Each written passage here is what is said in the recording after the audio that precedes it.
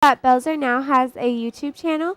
If you are ever absent or late to school, you can access the BTV broadcast on our YouTube channel linked to our school website.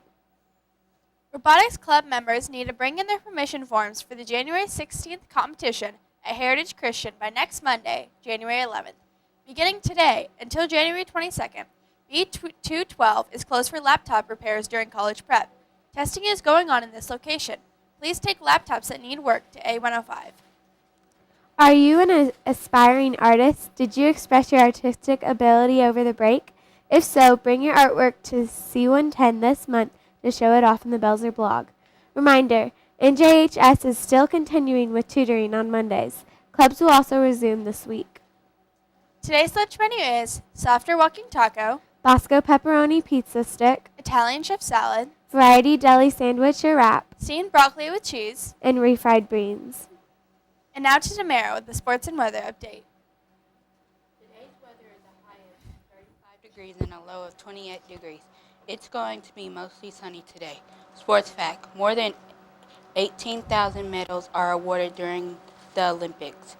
Tomorrow's boys basketball will play against Fall Creek at 5 o'clock. Now back to our anchors. Thank you, Tamara. National news. The Colts re-signed Chuck Pagano to a 4-year contract on Monday. There is speculation over whether he would be fired at the end of the season, but at a press conference, the Colts signed him to a new contract. Defensive coordinator was fired, however. Yesterday, President Obama broke down in tears during a press conference as he spoke about gun laws and why he planned to go around Congress to change the current law.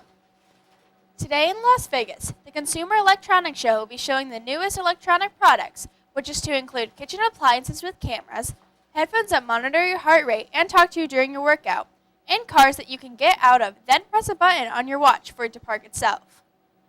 Quote of the day. Thomas Fuller once said, "Absent sharpens love, present strengthens." This day in history, the blizzard of 1996 began. Interesting fact. In Bangladesh, kids as young as 15 can be jailed for cheating on their finals. Joke of the day. What has a horn but does not honk? I don't know. What? A rhino. Now to Mr. Landers with the rest of your morning announcements. Have a great day, Bruins. Good morning, Belzer Middle School. This is Mr. Landers here to talk to you a little bit about scheduling. By now, hopefully most of you getting settled into your schedules and you like where you're at. Today is going to be the last day I'm taking student requests. So make sure if you're wanting a change, you get it in today by either emailing me or Mrs. Neal, because after today, we're only doing changes for academic reasons. So if you're not happy with your elective, that's the only class we're looking at. We're not looking at social studies, science, math, or because of teachers. If you're not happy with an elective, you can put in a request to get that changed today.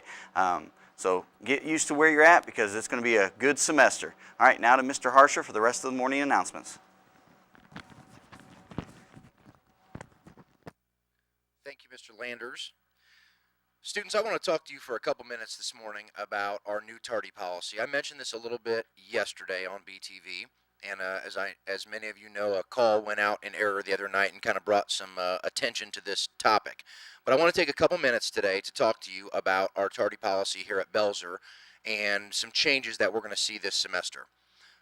First of all, I want you to know that this decision came for a lot of different reasons, predominantly by looking at the data. I felt as I stood in the hallways often that there were lots of students who were not getting to class on time. So I started checking with Mr. Fox and our assistant principals, then Ms. Shelton, to find out just where we were at. We also ran some reports from our attendance to kind of see how things were going for the first semester. And there were far, far too many students who had excessive tardies to class. Some of those tardies were tardies to school in the morning, where they were not getting here on time in the mornings, and then others of them were throughout the course of the day getting between classes. So we have kind of revamped our tardy policy. I do want you to know that this information is going to be sent home to your parents this evening through our Skylert system. It's also going to be posted on our school website so that everybody can see it. I'm going to share it with you here in just a minute on the screen. And I also want you to know that I shared it with the teachers this morning at our staff meeting. So we're putting it out today. Today is officially the first day of our new second semester tardy policy, which we will keep in place for the rest of this school year. And I want to make sure, like I always try to do as a teacher, is make my expectations of you very clear. And also help you understand why we have these rules. Very often, I'll talk to students about rules and they say, why do we have to do that? Or why aren't we allowed to do this? And I feel that I owe that student an explanation, because if I want them to follow the rules, there has to be some meaning behind it. So I'm going to ask our BTV crew to pull up our first sheet, which is kind of a question and answer paper, and hopefully all of you out there in the classrooms across the building can see. And what I've kind of done is just set this up as a Q&A, or question and answer. So your question might be, Mr. Harsha, why is it important to be on time to class? Okay, and I put 4 different reasons there. The first is that it demonstrates that you're prepared and ready to learn. When you're in the classroom, when the bell rings, you're showing the teacher that you are there to learn and that you're ready to go. The second thing is it demonstrates that you respect your teacher and the rules that that teacher has put into place. When the teacher says you need to be in classroom and ready to go, and we're going to start class like this, and you're not even in the classroom, that is a sign of disrespect. The third thing is that it demonstrates you're a reliable person. Guys, you have to understand, as you're starting to get yourself in some good habits, which it mentions there in number 4, it's important that you're doing positive things each and every day. Some of you are going to be moving on to high school. You're going to be trying to get in different groups or on different clubs. You're going to be applying for jobs down the road, and you want to start setting the tone and getting yourself a reputation for being a reliable person. The second question says, who does being tardy impact? I think many of us feel like we are the only person that it impacts if we're tardy to class, and I want to make sure you understand that's not the case. First of all, if the teacher has already started instruction, you are interrupting them, and that impacts them. The second is the classmates that you have in class, obviously that are on time and seated and ready to work, and then you come in late, you're now making it harder for them to learn. And then, of course, it affects you. The third question says, what happens if I continue to be tardy? And I'm going to show you in just a minute, not right this second, our new tardy policy so that we can walk through it. But you will be receiving consequences if your tardies continue. We will be contacting parents as part of that procedure. And finally, I want to make it very clear, guys, although this policy is not going to impact many of you, there are many, many, many students at this school that get to class on time every single class period, every single day. And those of you don't even need to worry about this. This is really more for the students who have been struggling this first semester to get to class on time. There are going to definitely be some consequences as you move forward if those behaviors continue. You could face things such as time out of class in ARR, lunch detentions, after-school detentions, and even being suspended or recommended for expulsion from school. So I want to make sure you understand the severity of this policy. And then lastly, I wanted to make sure I gave you some ideas about what can I do. Mr. Harsha, I don't want to be suspended from school. I don't want you calling home and letting my parents know that I can't get to class on time. I don't want to deal with all this. What can I do? First thing is, please realize that this tardy policy does impact coming to school in the morning. Many students in this building ride the bus.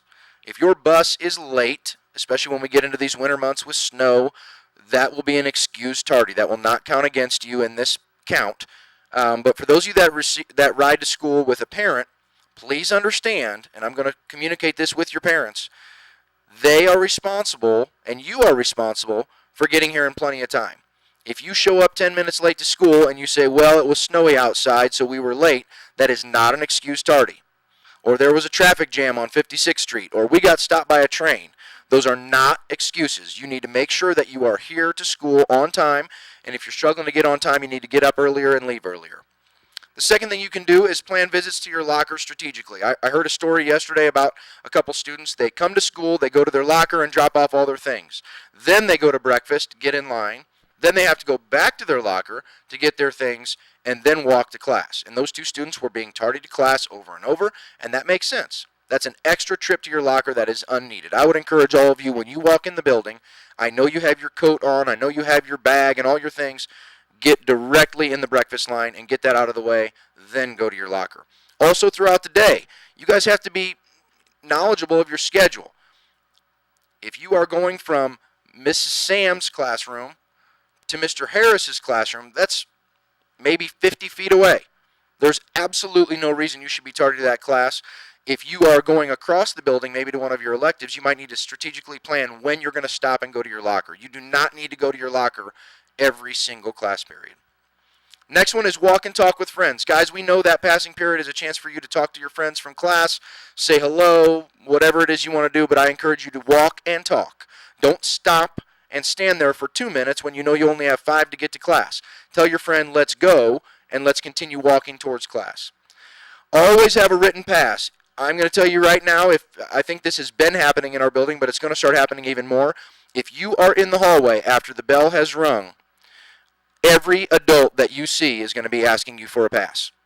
So, if you are excused, maybe a teacher sent you on an errand, or maybe there was some certain circumstances, you better have a pass in your hand, or you are going to be escorted to Mr. Fox to figure out where you're supposed to be and why you're not there. So make sure you have a written pass.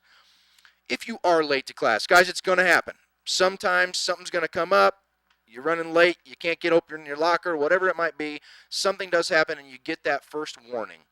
Please just try to show respect to your classmates and teachers by coming in the classroom quietly, and maybe even apologize to the teacher for being late, and just understand if you are at that place in the tardy policy, you might be receiving some consequences at a later time. Lastly, monitor your tardies. Guys, you should be checking Skyward for your grades and your attendance, I would say, on a regular basis. I know there are some students in this building that check it every day. I know there are parents that check it every day.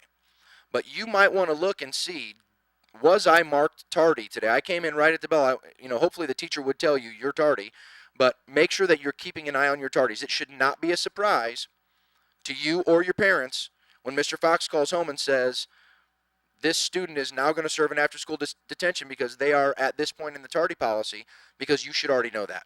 You should know where you're at. You can check Skyward at any time. Okay, those are kind of the questions, the why and how you can help yourself. We're going to move on now to the nuts and bolts of the actual policy, and I'm going to take just a minute to go through it. I'm not going to read to you, but again, students in particular, this will be going home to your parents tonight. It will be posted on the website later today, and I want to make sure you have an opportunity to look at it. At the top, it first mentions that a student is considered tardy if he or she is not in the classroom. So, you must be inside the classroom, ready to go when the bell rings.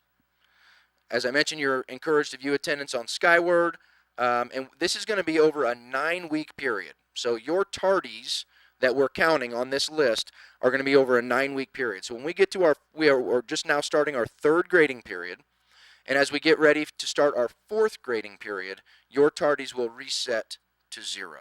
So this is over a 9-week period. These are the expectations. If you get a 1st or 2nd tardy, you're simply going to get the warning by the teacher. You were tardy to class today. Okay?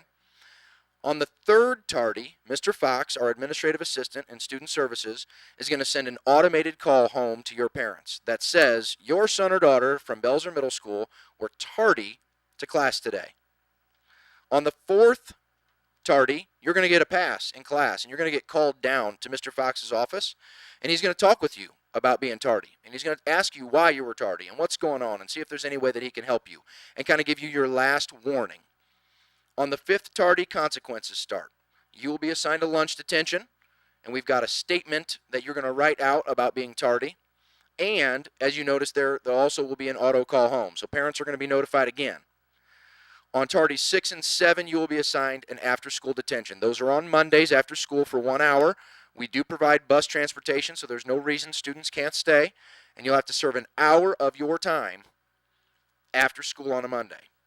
After 2 of those, if we still don't see increased behavior and you getting to class on time, you're looking at some time in ARR,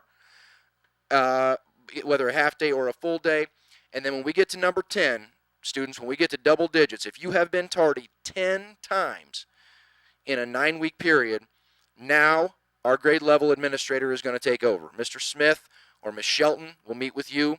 They will put you on a discipline and attendance contract. They will reach out to your parents, and you can be looking at that point at some more severe consequences, which include being put out of school, suspended for a day or 2.